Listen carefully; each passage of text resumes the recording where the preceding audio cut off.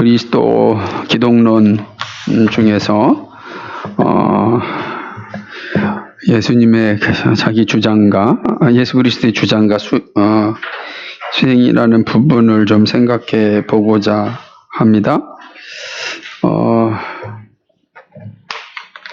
우리가 예수님에 대해서 살펴보면서 예수 그리스도의 자기 이름을 통하여 자신이 누구인지를 드러내셨던 것을 이제 보게 됩니다. 이제 구원 중보자의 이 주장 가운데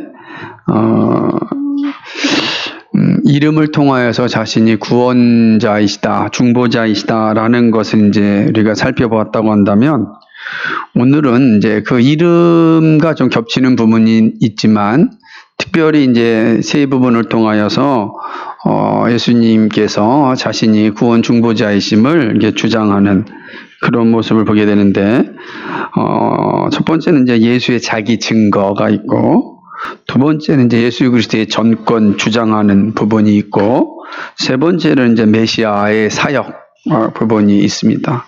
그러니까 이 세 가지 모습을 통하여서 예수님은 자신이 구원자이심을, 자신이 그리스도이심을 이제 주장하셨다라고 하는 거죠.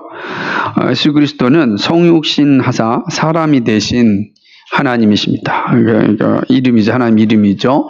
우리가 예수 그리스도라고 할 때는 그냥 성육신 하신 하나님의 이름이지 하나님 그 자체의 이름이 아닙니다. 그러니까 성육신 하사 사람이 되신 하나님이 누구신가? 우리는 그분을 예수 그리스도라 이렇게 부르는 겁니다. 예수께서 요단강에서 세례 받았어서 그리스도로 이제 세워지게 됩니다. 그리고 성령 세례를 받아서 하나님 나라 왕으로 세움을 받습니다. 그래서 우리가 요단강에서 예수님이 세례를 받았을 때 우리는 그 장면을 왕의 임직식이라 이렇게 이제 표현하는 겁니다. 단지 공생애를 시작하기 위하여 세례받는 그 개념을 떠나서 그것도 맞지만 그 세례식은 왕의 임직이에요. 그래서 세례받고 올라오실 때 하늘에서 소리가 나지 않습니까? 이는 내 기뻐하는 아들이요 사랑하는 자라라고 선언하셨던 것은 바로 그 순간이 왕으로서 이제 임직받는, 취임하는 거죠. 그 사실을 보여주는 것이다라고 하는 것입니다. 자, 왕이 되었다라고 한다면 일반적으로 왕이 되면 무엇이 필요하겠습니까? 이 나라가 필요하겠고 또 백성이 있어야 되겠죠, 그죠? 그래서 하나님께서 그리스도께서 왕으로 이제 임직 받으시고 그리고 그 이후부터는 자신의 백성 삼으시는 일을 하십니다. 백성을 부르시죠. 그래서 공생의 기간은 어떤 거냐? 자기 백성을 부르시는 기간입니다.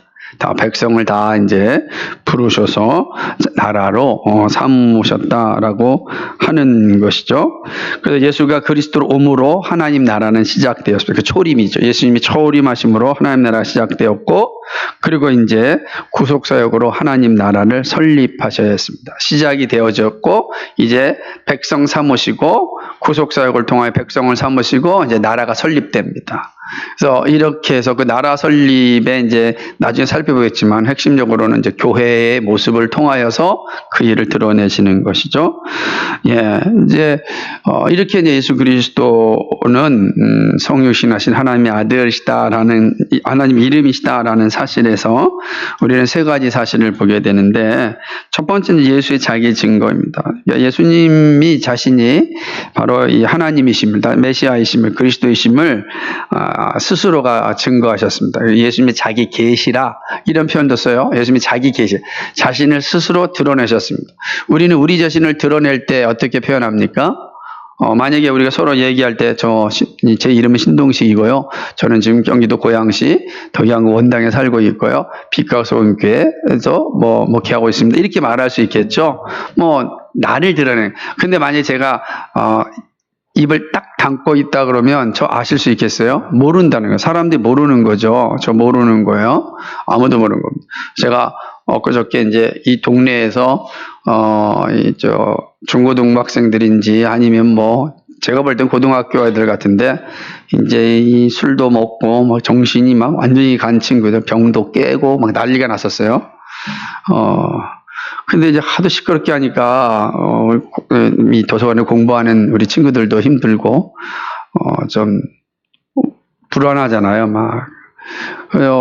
제가 딱 갔더니 그냥 엄청나게 이제 애들이 막 바글바글 키고 막 그냥 도원이 같은 애들, 도원이만큼 아니지만 그렇게 키 큰 애들이 딱 위에서 내려보는 겁니다. 쫙 둘러싸고. 아유, 조금 잘못했다가는 한번 맞을 것 같아요. 그럴 때 어떻게 가야겠습니까? 저 사람 내가 누군지 모르잖아요. 근데 제가 그냥 너무 급박하니까 그냥 갔어요. 마스크를 안 쓰고. 그랬더니 갑자기 이제 얼큰이 술 먹은 한 놈이 뭐라고 얘기하냐면, 아저씨 오지 마시라고 마스크도 안 썼어요. 그러더라고요. 지는 술 먹고 난리인데. 미안. 그래서 이제 주춤주춤 해가지고 마스크를 쓰고 가는데 그냥 가면 안 되잖아요. 제가 딱 가서 나는 빛과 소금교회 목사야. 이제 이러고 가니까 갑자기 이제 분위기가 해코지 할 사람 아니잖아요, 목사니까. 탁 가라앉고 이제 얘기를 듣는 겁니다. 이렇게. 그러니까 나를 드러내는 거죠. 그러니까 드러내지 않으면은 누군지 모르죠. 예수님도 자신을 계시하셨다, 드러내셨다, 자기를 증거하셨다라는데 어떻게 증거하셨는가? 바로 오늘 우리가 읽었던 누가복음 4장 17절, 16절에서 21절 말씀, 이것은 이사야서 61장 얘도 1절, 2절에 기록된 이 말씀인데 바로 이스라엘이 기다린 메시아가 자신이다. 이걸 들은 예수님이 자기를 증거할 때 바로 너희들이 기다렸던 메시아가 나다라고 이야기하는 것입니다. 그게 바로 이제 이 선지자 이사야의 말을 통하여서 드러나는 거죠. 그러니까 이사야 61장 1절 2절은 오실 메시아가 오게 되면 이러니라 주의 은혜의 해를 선언할 것이다. 이렇게 말씀하셨는데 예수님께서 이 말씀을 읽으시고서 21절에 보니까 뭐라고 했습니까? 오늘 4장 21절에 이에 예수께서 저에게 말씀해 이 글이 오늘날 너희 귀에 응하였느니라. 이루어졌다. 다시 말하면 예수님이 누구시라는 거예요?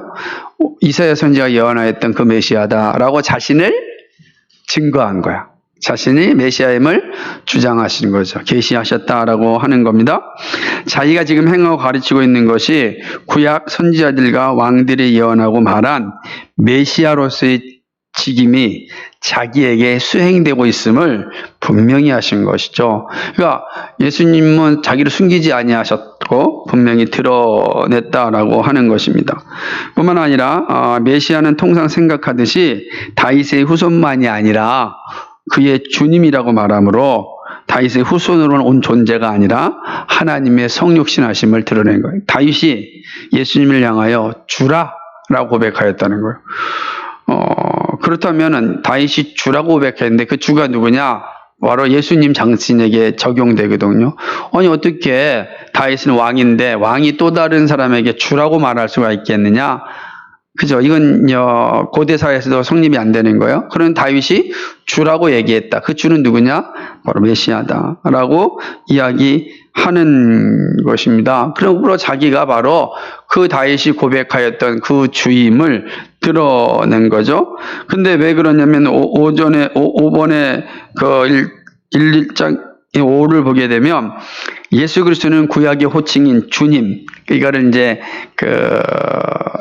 아도나이죠. 이게 이제 이 아도나이라고 하는 이 단어를 아무 주장 없이 그냥 주저하지 않고 자신에게 적용한 거야. 그러니까 구약에서는 하나님만 주라고 고백해요. 주님이 오직 하나님이었는데 그 단어를 예수님은 자신에게 적용하셨다는 거죠. 그러므로 자신이 바로 구약에서 말씀하셨던 그 주, 그 하나님과 동등된 분이다, 같은 분이다라는 것을 드러낸 거죠. 그렇기 때문에 그런데 그 주님을 다윗이 주님이라고 그랬으니까, 근데 그 주님을 예수님이 자신에게 적용했으니까 그 자신이 누구냐?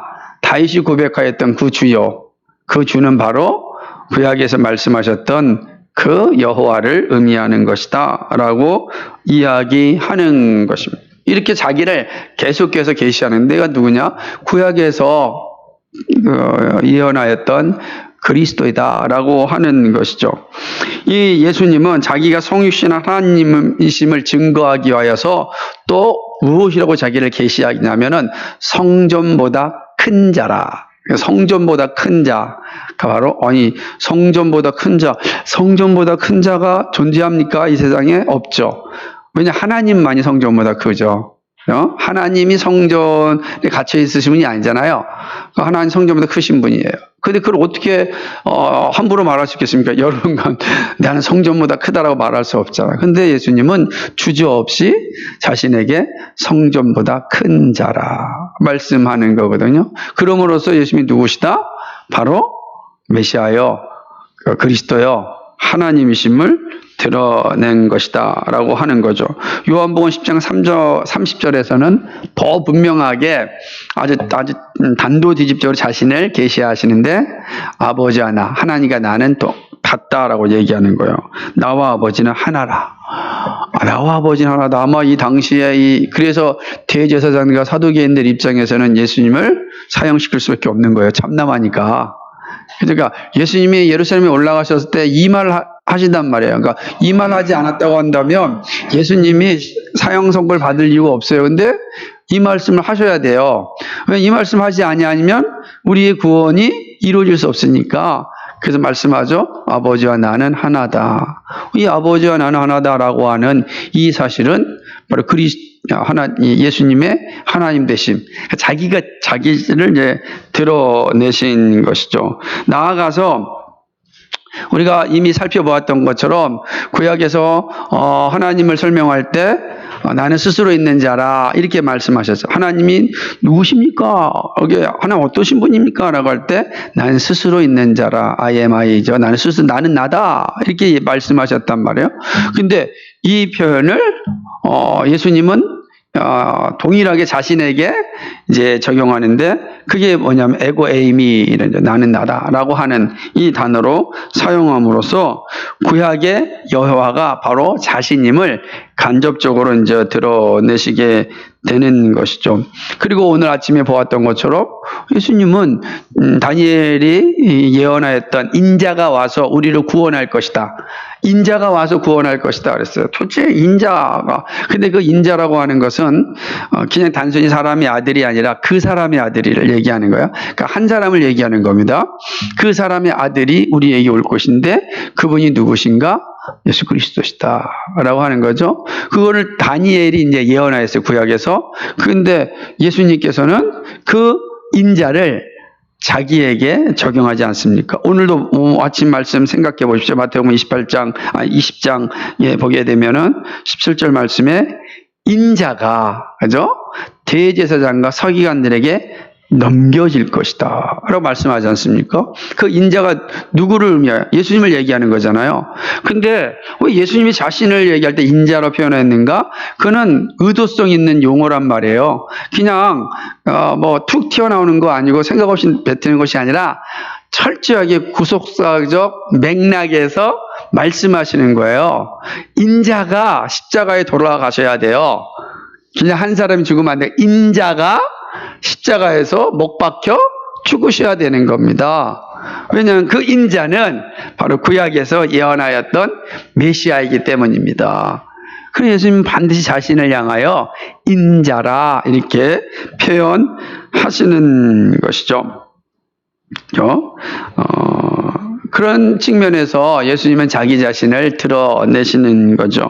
그래서 우리가 그리스도는 기름 부음 받은 자, 하나님의 선택된 왕을 의미하는 건데 그런 의미에서 예수 그리스도가 바로 하나님이시다를 이제 계속해서 이제 증거하심으로써 예수님이 구원 중보자로서 오신 그 하나님이심을 나타내시는 거죠. 그래서 우리는 그런 예수님의 자기 계시를 통하여서 예수님이 어떤 분인지 알아가는 거예요. 그러니까 우리가 생각하고 우리가 추론하고 우리가 이렇게 연구해서 아는 게 아닙니다. 우리는 하나님을 절대 알 수가 없어요. 우리가 추론해서 만든 하나님은 그냥 일반 자연적 신들이에요. 이럴 것이다. 우리는 추론해서 연구해서 하는 것이 아니라 우리는 하나님 알려주신 대로 아는 거죠. 예수님이 자신을 계시하신 대로 우리는 예수님을 받는 거예요. 그래서 계시하신 그 예수님을 통하여서 예수님이 이런 분인구나 알고 믿는 거예요. 그러니까 우리 예수님이 자기 계시가 정말 중요한 거죠. 그러니까 자기를 온전히 계시하심으로 인하여 자신이 어떤 분인지를 나타내시는 거죠. 그래서 우리는 그 예수님이 자기 계시에 근거하여 우리의 구원이 이루어지는 겁니다. 그리고 우리는 그 예수 그리스도를 고백하는 거죠. 그래서 베드로후서 3장 18절에 그리스도를 아는 지식에서 자라가라 그러잖아요. 그 그리스도를 아는 지식에 어떻게 알아갑니까?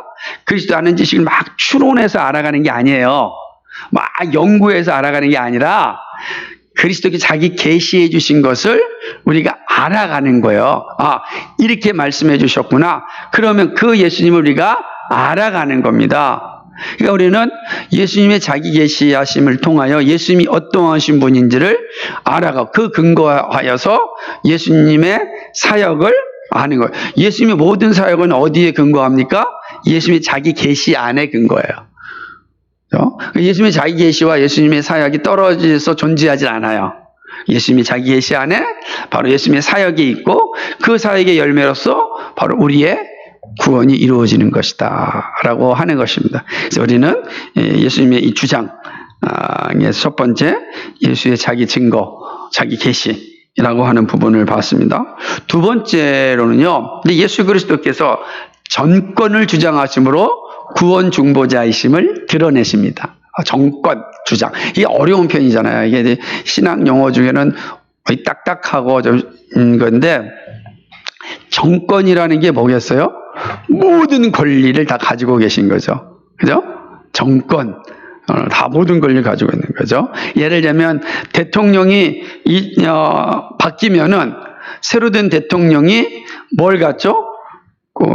군 통수권도 왔죠. 외교권도 받죠. 그러니까 모든 나라의 통치권을 다 받죠. 그럴 때 뭐냐면 전권을 통치한다. 모든 권한을 다 갖는 것이다 라고 하는 거예요. 그 의미죠.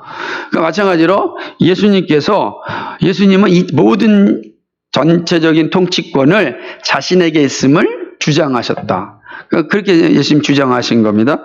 자, 보게 되면은 예수 그리스도는 하나님의 성육신으로서 메시아이기 때문에 자신의 메시아 주장을 산상수훈의 정권 주장을 통하여 숨김없이 다 나타내셨습니다.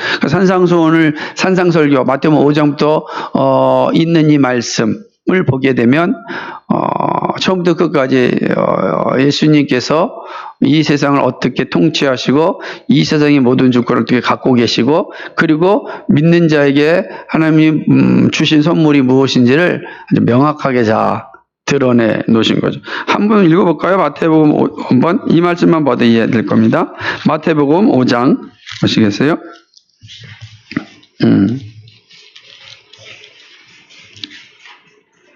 우리가 잘 아는 마태복음 5장의 내용은 뭐냐면 팔복이라고 할 수 있는 말씀인데요.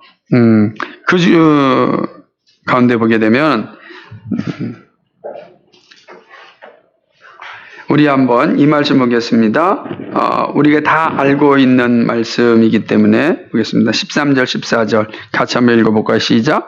너희는 세상의 소금이니 소금이 만일 그 맛을 잃으며 무엇으로 후에는 아무 쓸데없어 다만 밖에 버려 사람에게 밟힐 뿐이라. 너희는 세상의 빛이라. 산 위에 있는 동네가 숨기지 못할 것이요. 아멘. 여기서 예수님께서는 우리를 향하여 뭐라고 명령하시죠? 너는 세상의 빛이라, 소금이라. 이거는 누구만 알 수 있는 거예요? 절대적 권위를 가진 사람만 우리에게 명령하는 거죠. 내가 내 빛이요, 나 소금이요 이렇게 되는 것이 아니라 예수님께서 우리에게 너희는 세상의 소금이고 빛이다 라고 선언하는 것입니다. 20절 한번 볼까요? 20절 시작. 내가 너에게 이르노니 너희가 서기관과 바리새인보다 낫지 못하면 결단코 천국에 들어가지 못하다. 천국에 들어오고 들어오지 못하는 누구의 손에 있다는 겁니까? 예수님의 손에 있다는 거예요. 결단코 우리는 절대 이런 말 못 쓰잖아요. 그죠? 절대 안 돼. 이름하고 안 돼. 절대란 말은 사실은 우리 인간이 쓸 수 있는 표현이 아니에요. 근데 결단코라고 하는 이 단어는 정권을 가지신 분만 할 수 있는 내용이다라고 하는 것이죠. 뿐만 아니라 이제 율법에 대한 고백도 동일하게 이제 이야기하고 있는 겁니다. 예수님이 뭐라고 하냐면 나는 뭐라고 그러죠? 율법을 폐하러 온 것이 아니라 율법을 완성하러 왔느니라. 이렇게 말씀하는 겁니다. 아니, 이게 가능한 일이겠습니까? 율법을 폐하러 온 것이 완전케 하려 함이라 5장 17절에 있는 말씀처럼 그거는 율법을 완전케 한다? 완전케 한다. 이거 누가 할 수 있겠어요? 사람은 완전케 할 수 없고 오직 누구죠? 정권을 가지신 그리스도께서만 할 수가 있다라고 하는 것이죠. 그래서 이러한 산상수훈의 말씀을 다 하고 나니까 서기관들과 이 사두개인들이 예수님을 어떻게 평가합니까? 7장 보세요. 29절. 7장 한번 보세요. 7장 29절 말씀. 마태복음 7장 29절에 있는 말씀입니다. 같이 읽겠습니다. 시작. 이는 가르치신 것이 권세 있는 자와 같고 저희 서기관 같이 아니함일러라. 아멘. 권세 있는 자들 같다. 그러니까 이거는 뭐 예수님이 가르침 앞에 누가 반박하겠는가? 그 권세 앞에 누가 목을 뻣뻣하게 쳐들고 저항할 수 있겠는가? 불가능하다는 거예요. 그 권세 있다. 그래서 정권을 가지십니다. 그래서 산상수훈 가운데 이 모습은 예수 그리스도의 이 정권, 이 권세가 어떠한지를 분명하게 드러나는 것이다라고 하는 것이죠. 우리가 보면은 선지자들은 말씀을 전할 때 여호와께서 말씀하십니다. 여호와께서 말씀하심에 이렇게 해서 자신이 전하는 거예요. 여호와께서 나에게 말씀하심에 내가 전하노라 이렇게 말씀하셨단 말이에요. 그러므로 자신의 말이 항상 여호와의 말씀에 근거를 두었어요. 근데 예수님께서 뭐라고 얘기합니까? 내가 너희에게 이르노니라고 말씀. 전혀 다르죠, 뉘앙스가. 그죠? 여호와께서 말씀하심에라고. 왜냐하면 당시 이스라엘 백성들이 가장 존중했던 분들이 누구예요? 선지자들이죠. 왜? 하나님 말씀을 대언하니까. 그래서 세례 요한이 들판에 광야에서 복음을 전할 때 사람들이 다 걸려 몰려간 것은 여호와의 말씀을 듣고 싶어서입니다. 그래서 여호와의 말씀 앞에 그들은 무릎을 꿇었어요. 근데 예수님이 오셔서 말씀하시기를 내가 너희에게 말하노니 이렇게 얘기하는 겁니다. 그 다 이 어마어마한 선언을 이야기한 산상수훈에서 나타난 선언 아니겠어요? 이전에는 이렇게 얘기했으나 내가 너희에게 말하노니 라고 이야기하는, 이거는 예수님의 권세가 이 세상 권세와 다름을 선명하게 보여주시는 것입니다. 그렇기 때문에 옛 율법을 폐하시고 새 율법의 완성자로서 자신을 드러내신 것이죠. 근데 이때 의미는 뭐냐면 새 율법을 선포하시는 게 아니야. 예수님은 옛 율법을 폐하셨고 내가 율법을 완성하러 왔다. 우리가 아까 봤던 마태복음 5장 17절에 있는 말씀처럼 율법의 완성자로 왔다라는 것은 새로운 율법을 만드시는 것이 아니라 율법의 참뜻을 밝히시는 분으로 오셨다. 그러니까 그 무슨 말이겠어요? 이전까지 율법을 주어졌는데 율법이 사람들에게 바르게 인식되지 않은 거야. 마치 이런 겁니다. 거울이 있어요. 거울이 있는데 거울이 여기 뭐가 있어요? 서리가 끼거나 먼지가 묻었거나 손자국이 많아가지고서 희미하게 보이는 거예요. 그죠? 희미하게 보이니까 이걸 어떻게 한 겁니까? 수건으로 탁 닦았더니 선명하게 보이는 거죠. 항상 그 자리에 뭐가, 거울은 똑같은 거울이라는 거예요. 근데 그 거울에 깨끗이 함으로 거울의 원 의미가 잘 드러나듯이 율법을 완성하러 오셨다라고 하는 것은 율법의 참뜻을 밝히 보여주셨다. 그러므로 우리는 예수 그리스도를 통해서만 율법의 참뜻을 아는 거예요. 그러니까 예수 그리스도를 통하지 않고서는 율법의 참뜻을 알 수가 없다라고 하는 겁니다. 이게 되게 중요한 거죠. 그러니까 예수님이 정권을 주장하는 거예요. 너희가 나를 통하지 않고서는 하나님이 너에게 주신 율법을 바르게 할 수가 없다. 이렇게 얘기하죠. 그럼 마찬가지로 보세요. 자, 우리가 율법 자체가 우리에게 구원을 주신 거, 율법을 다 지키면, 근데 율법을 지킬 자가 없잖아요. 그러면 결국 율법은 우리에게 뭐가 선포하는 거예요? 심판을 선포하겠죠. 그렇죠. 그렇게 되는 겁니다. 그런데 그렇다면 그 율법이 문제입니까? 아니라는 거죠. 그 율법은 누구 안에서 완성할 수 있어요? 예수 그리스도 안에서. 그러면 예수 그리스도를 통하여서 율법의 참된 의미가 우리 안에 완성되어지고 우리는 구원받은 백성으로서 율법을 바르게 사용하는 자가 되는 거죠. 오직 예수 그리스도 안에서만 이 일이 일어난다라고 하는 것이죠.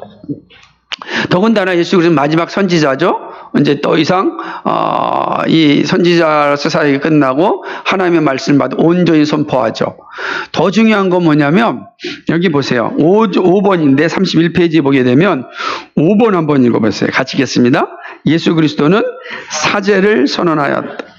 유대교 신학에는 메시아는 사제의 권세가 없다. 이게 차이가 놀라운 거예요. 메시아가 예수님이 오셔가지고서 죄사함을 선언하는 거예요. 그러니까 유대인들이 깜짝 놀란 겁니다. 왜? 자신들이 생각했던 메시아상에는 죄사함의 권세가 없단 말이에요. 근데 예수님이 오셔가지고 죄사함을 이야기하니까 죄사하는 건 누구만 할 수 있어요? 하나님만 할 수 있단 말이에요. 하나님만 할 수 있어요. 그럼 예수님이 누구예요? 자신을 하나님으로 선언하는 거예요. 죄를 사하는. 그러니까 죄를 사할 때 이 유대 대제사장과 서기관들이 뭐라 그랬습니까? 저 사람이 누구이기에 죄를 사하느냐? 참남하도다. 참남하는 거. 그러니까 사형에 넘기는 거죠. 그렇게 된다라고 하는 거예요. 그러나 예수님은 정권을 가졌다. 어떤 정권이요? 죄를 사해 줄 수 있는 권세를 가진 거예요. 죄를 사해 줄 권세가 예수님에게 있어요. 그 자신의 정권을 주장하는 겁니다. 그래야 뭐가 구속 중보자로서의 그 역할이 다 진행되는 거예요. 근데 구속 중보자인데 죄사함의 권세가 없어요. 그럼 어떻게 되겠습니까? 그럼 또 다른 누가 필요한 거 아니겠어요? 이게 누가 얘기했는지 아세요? 이게 바로 저기 통일교 문선명이가 이야기한 거예요. 예수님은 실패자다. 권세를 받았는데 실패자다.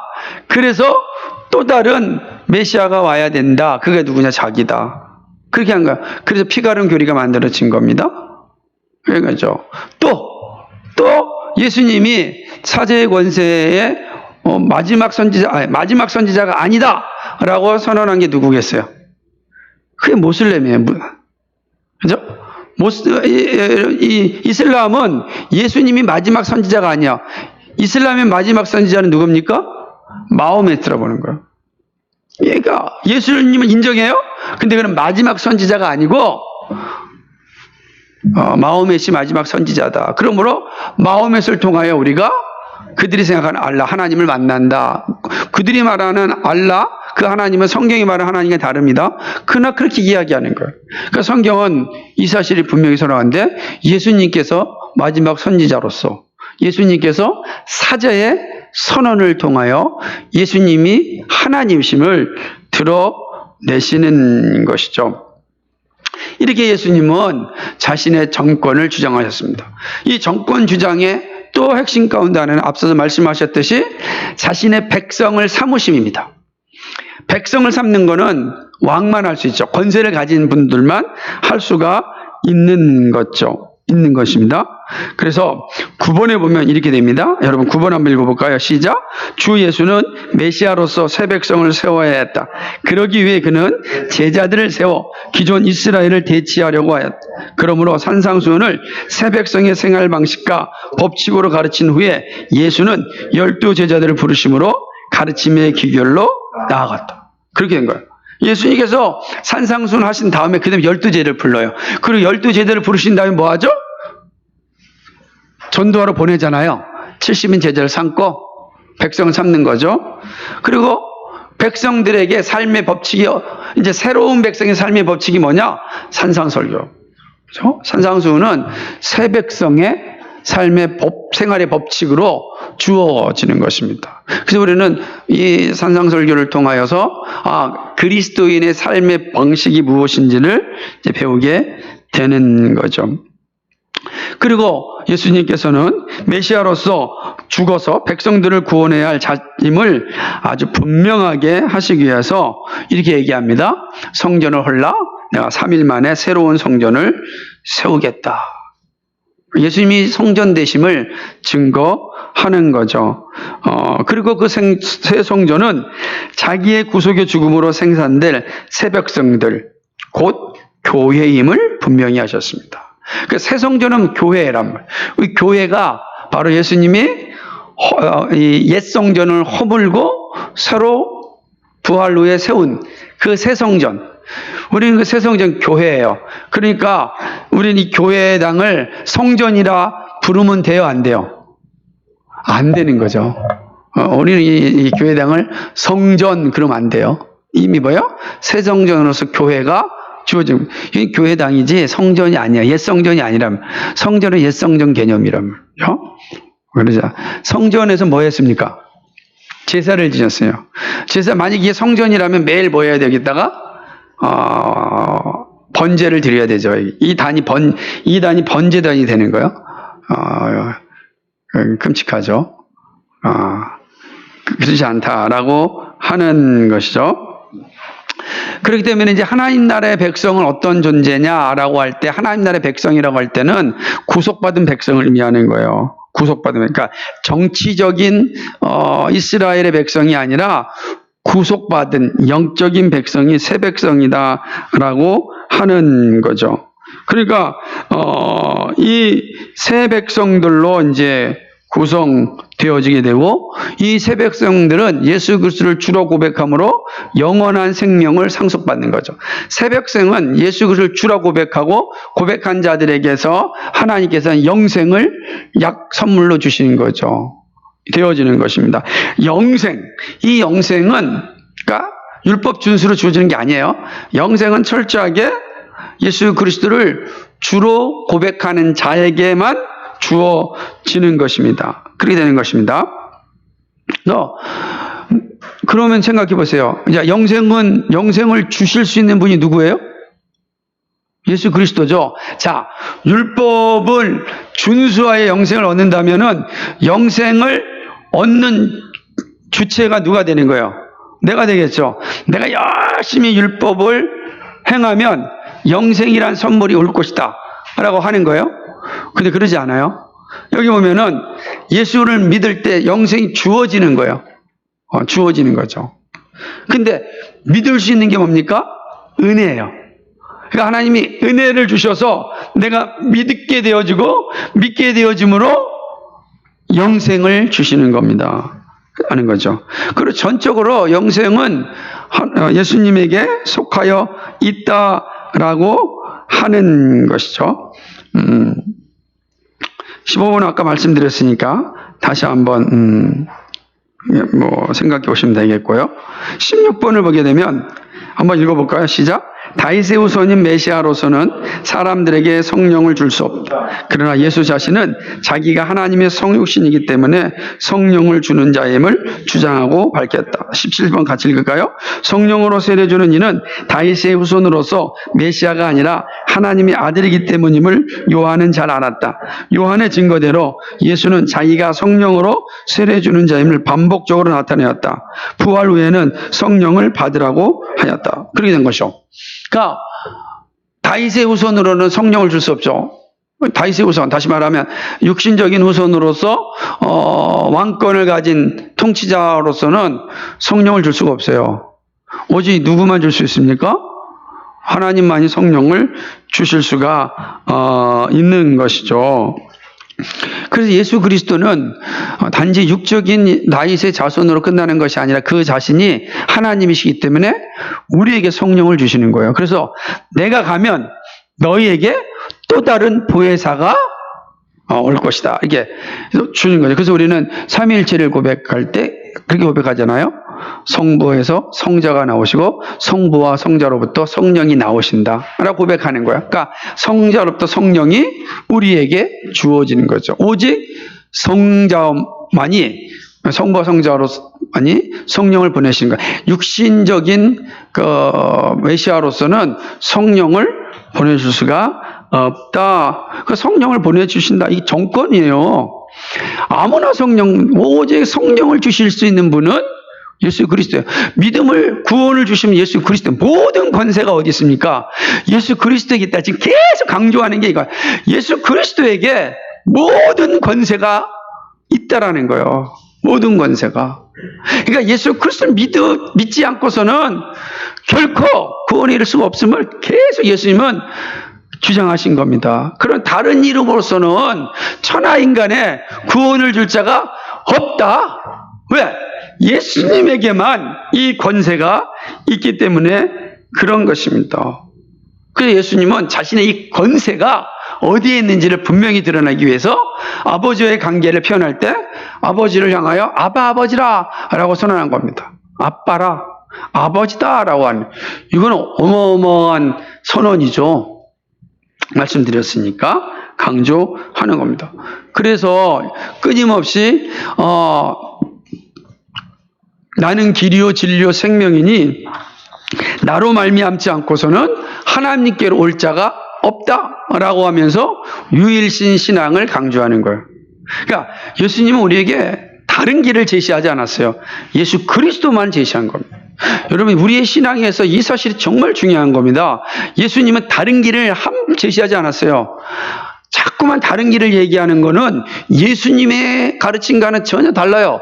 예수님은 나는 길이요 진리요 생명이니 나로 말미암지 않고는 아버지께로 올 자가 없다 선언하는 겁니다. 유일신 신앙. 근데 유일신 신앙은 우리가 십계명 첫 번째도 나오죠. 나 외에 다른 신은 없다 그러죠. 그죠? 그러니까 나 외에 다른 신은 없어요. 근데 그것을 누가 얘기하는 겁니까? 예수님이 동일하게 표현하는 거잖아. 예수님은 누구시라는 거예요? 하나님이시라는 거죠. 정권을 가지신 분이에요. 구원에 있어서, 그죠? 이 우주의 창조에 있어서 이 정권이 누구에게 있다? 예수 그리스도에게 있다. 그러니까 다른 이름으로 구하는 것처럼 헛된 것은 없음을 예수님이 주장하신 거죠. 이게 구원 중보자로서의 자기 주장입니다. 아마 우리는 이 주장이 끊임없이 반복되고 있음을 인식하고 있어야 됩니다. 그렇죠? 그리고 마지막 세 번째로는 예수님이 자기 주장 가운데 메시아의 사역입니다. 메시아의 사역이라는 건 뭐냐면 예수 그리스도는 자기가 온 목적을 분명히 밝혔습니다. 같이 한번 읽어볼까요? 1번 시작. 예수 그리스도는 자기가 온 목적을 분명히 자신이 정치적인 메시아가 아니라 죄와 죽음의 문제를 해결하는 고난의 종을 밝혔다.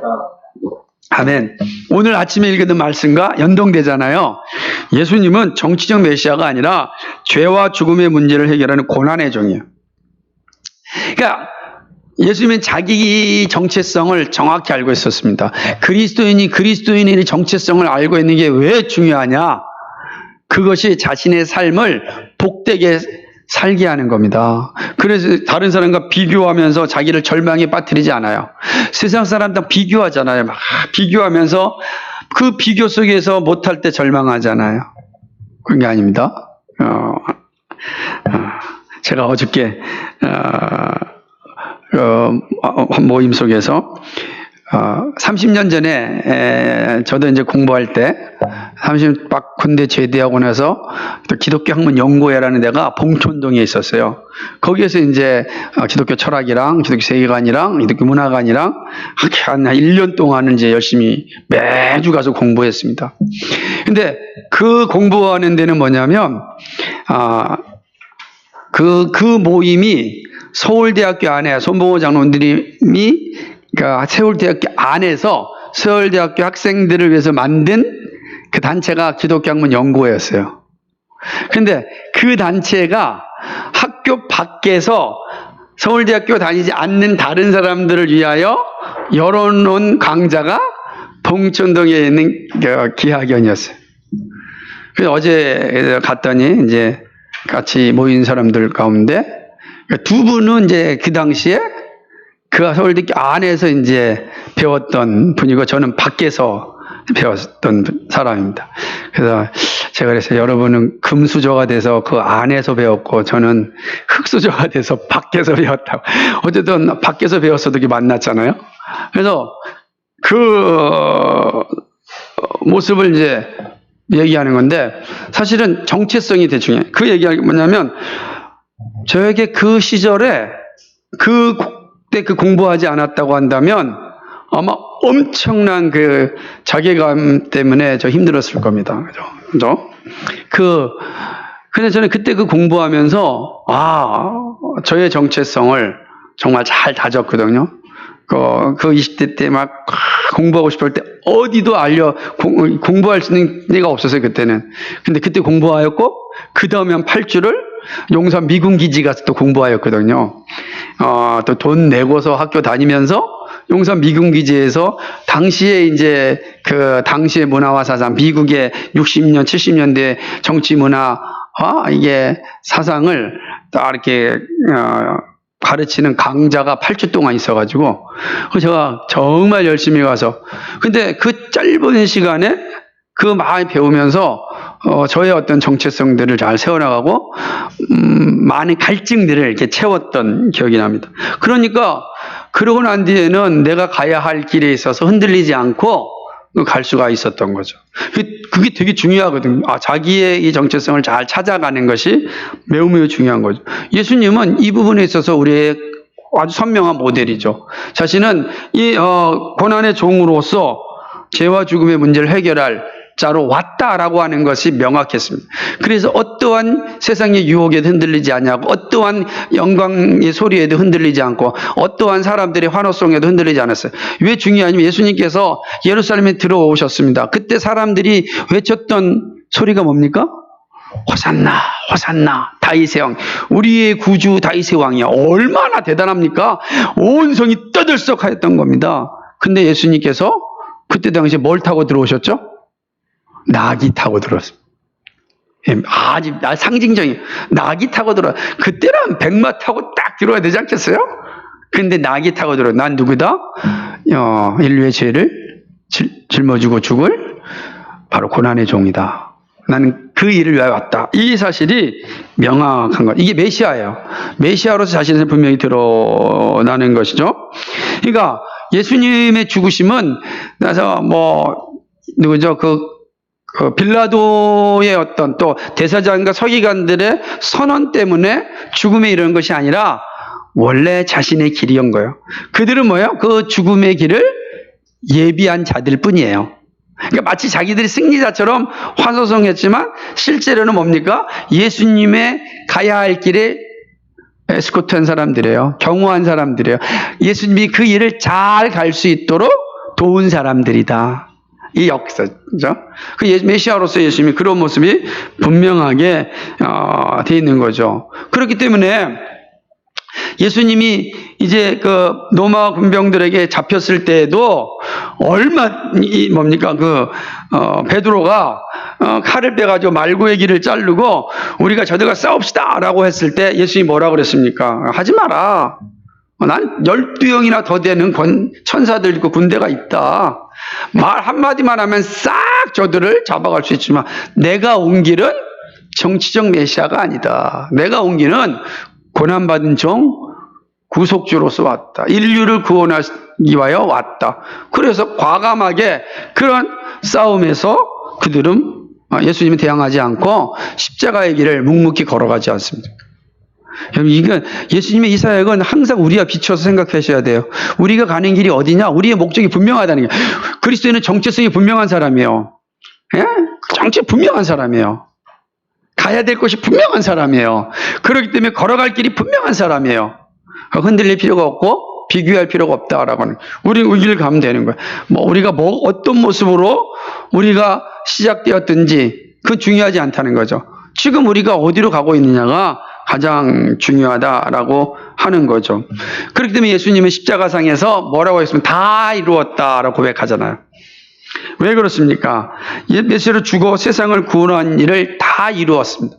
그래서 그 고백을 십자가상에서 다 이루었다 선언하는 거죠. 그러니까 세상의 구원의 역사를 다 이루었다는 선포죠. 그러니까 예수님이 다 이루신 겁니다. 그러므로 우리는 예수님이 다 이루심에 믿음으로 고백만 하면 다 구원에 이르는 거예요. 의심할 여지가 없어요. 우리가 의심한다고 해서 바뀌는 게 아니에요. 예수님이 다 이루었다 선포하였기 때문에 선포하신 사건에 우리가 믿음으로 아멘 하는 순간 우리는 그 안에 구원의 은혜 자리에 들어가는 겁니다. 그죠? 다 이루신 거예요. 메시아의 사역이다라고 하는 거죠. 그렇기 때문에 이제 예수님께서는 우리에게 구원에 이르는 길을 선명하게 알려줍니다. 율법이 아닙니다. 행위가 아닙니다. 지금도 많은 사람이 자꾸만 행위로 구원을 이룬다고 생각해요. 자꾸만 칭의가 유보된다고 생각해요. 그러지 않아요. 그러지 않습니다. 예수 그리스도 믿음으로 우리 영생에 이르는 겁니다. 그게 예수님께서 메시아의 사역으로 우리에게 보여주신 메시아의 사역은 우리의 영생에 이르는 길이 무엇인지를 알려주셨어요. 이 길을 우리가 걸어가는 것입니다. 그런 측면에서 7번 한 가지 읽어볼까요? 7번 30배 7번 시작. 자기의 구속사역으로 구원의 이름을 강조하기 위하여 예수는 자기 자신이 바로 생명의 떡이어서 자기의 피와 살을 먹음으로 죽지 않고 영생에 이른다고 강조하였다. 이로써 유대인들의 혐오를 그죠? 예수님은 끊임없이 유대인들의 혐오를 삽니다. 유대인들의 방법과 다르기 때문에. 근데 이게 유대인들이 혐오만 샀습니까? 오늘날도 마찬가지죠. 그러나 예수님은 명확한 겁니다. 우리에게 말합니다. 그리스도의 살과 피를 먹고 마시지 아니하면 영생에 이르지 못합니다. 그죠? 우리가 매 성찬을 할 때마다 어떤 은혜를 누리는 거냐면 우리가 영생에 이른 자이며 영생을 상속받은 자를 고백하는 거야. 그래서 성찬은 처음에 어떻게 하죠? 장중하기 시작합니다. 그리스도의 십자가를 향하여서 가는 거예요. 성찬의 시작은 그리스도의 십자가로 장정하게 갑니다. 그래서 십자가에서 예수 그리스도 십자가에서 죽으십니다. 거기에 대해서 우리가 어떻게 하죠? 같이 죽는 거예요. 통곡합니다. 그러나 3일 만에 부활하십니다. 하늘에서 영광의 찬송 소리가 들립니다. 그럼 우리는 어떻게 하죠? 기쁨과 즐거움 속에 환호합니다. 그 축제가 되는 겁니다. 그래서 성찬은 뭐예요? 십자가로부터 축제의 자리로 가는 거예요. 그래서 우리는 성찬을 시작할 땐 장중하기 시작되지만 성찬이 끝나고 나서는 기뻐하는 겁니다. 성도들끼리 할렐루야를 외치는 거죠. 그런데 성찬 끝나고 나서도 거룩해야지. 조심해야. 이거는 성찬의 원의미가 아니라는 거예요. 그죠? 우리가 성찬이라는 건 바로 그런 영광의 축제의 시간임을 우리는 선언하는 것이죠. 왜냐하면 우리에게 영생을 받았기 때문에 이 놀라운 선물을 누렸기 때문인 것입니다. 예. 그래서 예수님은 이렇게 구원받은 백성들을 위하여 자기 목숨을 다 버리셨습니다. 예, 이 강조한 거죠. 마지막 9번만 읽어볼까요? 이 메시아 사역의 핵심 중에 하나입니다. 시작. 예수는 메시아로서 백성들에게 해방을 주기 위하여 각종 질병을 고쳤고 광야에서 백성들을 먹이셨다. 이로써 자기를 모세와 같은 일을 한 자, 곧 이스라엘 구출을 자로 증명한 메시아의 사역은 여기 있다. 각종 질병을 고치고 백성들을 먹이시고 그들을 삶의 터전으로 인도해 주셨죠. 그러니까 새로운 백성으로서의 영광을 누릴 수 있도록 예수님께서 하신 이 메시아 사역이다. 그러니까 메시아 사역은 우리를 구원에 이를 뿐만 아니라 우리의 문제도 해결해 주시는 분입니다. 그래서 오늘도 우리는 우리가 힘들고 어려울 때 경제적으로 어렵고 힘듭니다. 누구의 이름으로 기도하는 거예요? 예수 그리스도의 이름으로 기도할 수 있는 거예요. 왜요? 메시아의 사역이 바로 그 사역이기 때문입니다. 병든 자를 위해서 기도하라. 왜 기도합니까? 메시아의 사역이기 때문에 그렇습니다. 메시아의 사역이에요. 메시아로서 예수님은 우리에게 기도하라 라고 말씀합니다. 기도하라 말씀하셨어요. 기도는 역사하는 힘이 큽니다. 그래서 항상 기뻐하고 그죠? 범사에 감사하고 할 뿐만 아니라 뭐죠?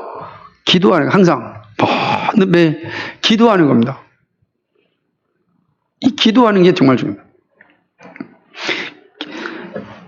기도할 때 하나님은 들으시고 응답하십니다. 그 응답하심이 바로 메시아의 사역이에요. 메시아의 사역. 그러니까 단지 구원의 문제만 있는 것이 아니라 우리에게 기도할 것을 그리고 기도한 것에 응답해 주심도 메시아의 사역입니다.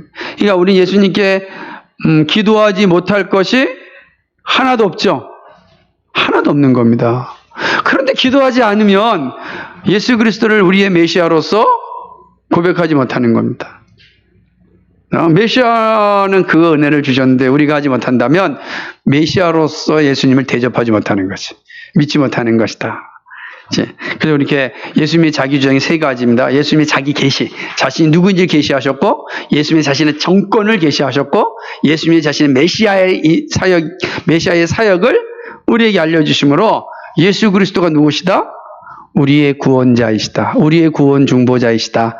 라는 사실을 선명하게 드러낸 겁니다. 그러니까 왜 이제 우리는 예수 그리스도를 믿어야 하는지, 우리 스스로 추론해서 하는 것이 아니라 예수님께서 우리에게 그렇게 말씀하셨기 때문에 우리는 예수 그리스도를 믿음으로 구원에 이르게 되는 겁니다. 이것이 오늘 배운 매우 중요한 가르침 중에 하나입니다.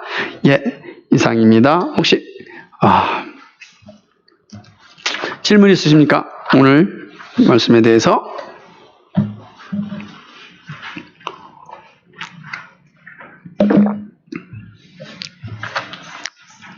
조금 기다려야 되나요?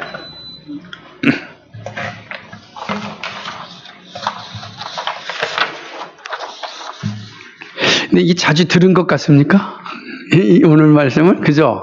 자주 들은 것 같은데 매 중요한 내용들 중에 하나고, 이제, 기독론이 제일 중요한 부분이고요. 이제 뒷부분 또 나오긴 하겠지만, 오늘까지 이 부분을 잘 정리만 해도, 아주 중요한 어떤 우리의 신앙이 흔들리지 않고 바로 갈 수가 있습니다.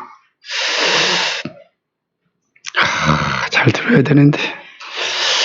그냥 계속 그냥 제가 볼 때는 윤빈이는 이 말씀을 깊이 묵상하려고 지그시 눈을 감고 오랫동안 듣는 것 같아서 감사합니다. 다 그러시라 생각합니다. 질문 없으십니까? 없으면, 예. 그래도 한 사람 정도 있어야 되는데. 오늘 아침 설교 듣고도 혹시 궁금한 점 없었습니까? 설교 듣고서 혹시 내용 가운데 이해가 되지 않는 부분, 이해는 되지 않는 부분 없을 거예요. 오늘 본문 내용 자체가 그렇게 어려운 부분은 아니었으니까. 예. 감사합니다.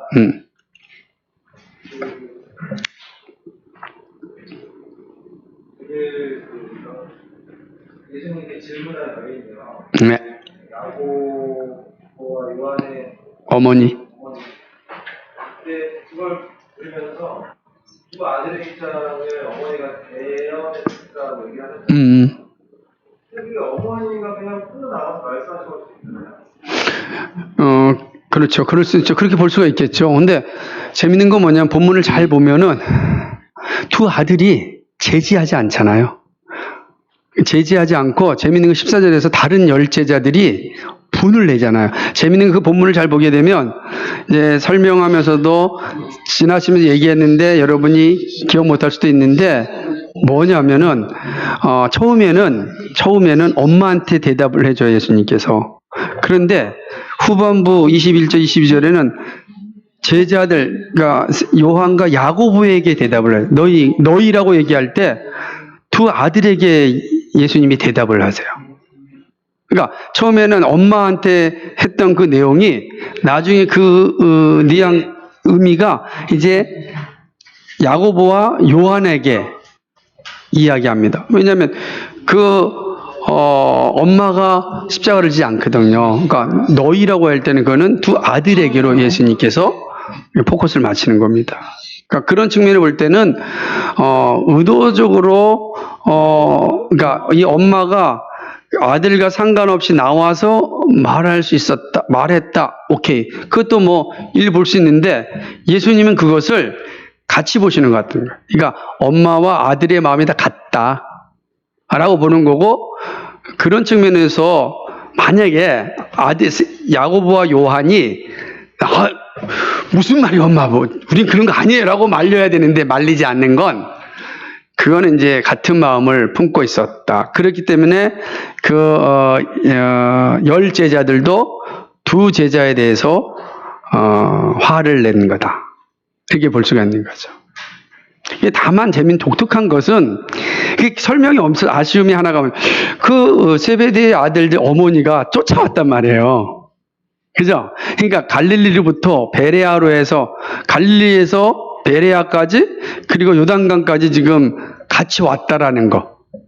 그게 아주 이제 그런 측면에서 이제 엄마의 열심이라는 건 전제가 돼요. 근데 거기에 이미 아들도 같은 마음을 가지고 있다라고 보는 거죠.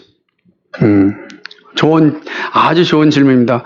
그러니까 그 질문은 성경을 볼 때 충분히 드러낼 수 있는 내용이에요.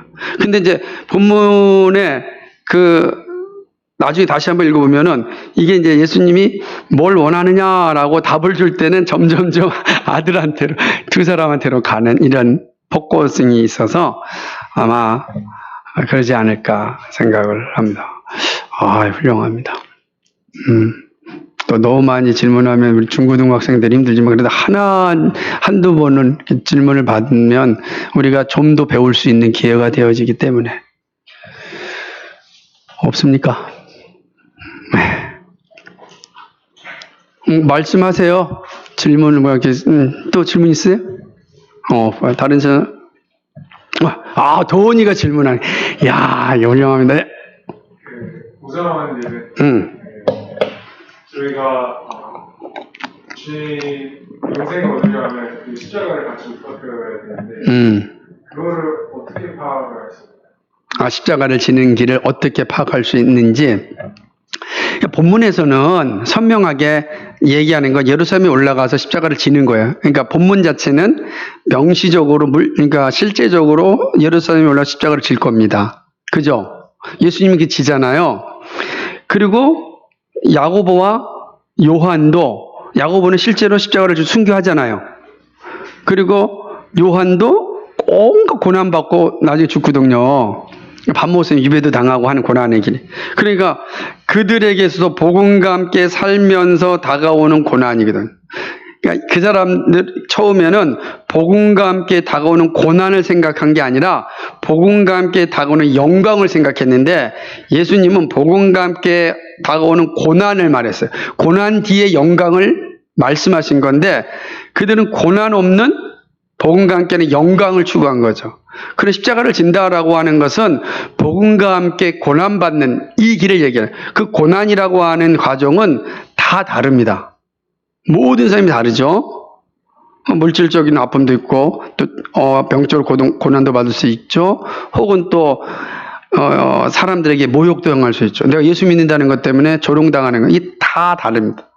그러니까 그것은 하나라고 말할 수 없지만 분명한 것은 복음과 함께 고난을 통한 영광에 들어가는 거. 그래서 그거는 십자가로서 우리에게 나타난다. 아마 그래서 다음 주 보게 되면은 말씀에서 이제 그 부분을 이제 얘기하시게 됩니다. 예수님께서 내가 온 것은 라고 하는 가르침 속에 지금 말씀하고자 하는 의미가 조금 이제 들어가 있다고 보게 됩니다. 감사합니다. 이런 질문. 되게 중요한 질문이었습니다. 다른 사람도 함께 생각해 보면서 했으면 좋겠습니다.